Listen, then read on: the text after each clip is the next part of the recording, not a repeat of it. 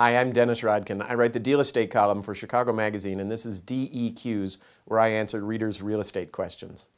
Okay. Art in Evanston asks, after an elderly relative died, her heirs found out that she had had a reverse mortgage and that over the years she had spent it all the way down to the limit. They're thinking about just giving the house back to the bank now instead of trying to sell it. What do you think? Your relative did exactly what some people would say a reverse mortgage is meant for. She used the equity that she had built up over the years to live out her years in the house without putting anybody into debt. The lender of the mortgage wagered that the house would have equity in it after she died, equity that would be sufficient to pay off that reverse mortgage. But the value of the home went down in the bust. A reverse mortgage expert I spoke to says that this is relatively common now. They go down and then the heirs, or in some cases the holder of the mortgage, in some case give back the keys, but in other cases feel that they have a responsibility to keep the commitment and sell the house themselves.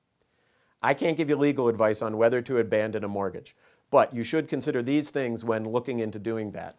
One is the insurance on a reverse mortgage provides that if it sells for less, the heirs do not owe the insufficiency. It guarantees that the borrower or her heirs won't owe more than the home's resale value. And unlike a conventional mortgage where the bank owns the house, in a reverse mortgage, the homeowner actually owns the house.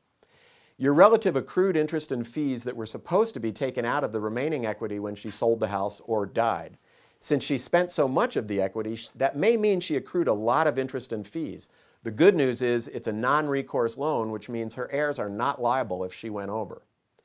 So if you're going to give it back, do it fast, because heirs are responsible for the property taxes, the homeowners association fees, the insurance. You don't want those to go into arrears and cause you more difficulty. You should talk to a bank first about, can you do a deed in lieu of foreclosure, handing over the keys explicitly so that you have a clean conscience and you're not walking away covertly. But if the bank won't do it, you should think about this fact. The bank took the risk and would be getting back a whole asset, not one that has debts. But the most important thing to think about is consult an attorney. Thanks for your question. Send me more at dennis@rodkin.com.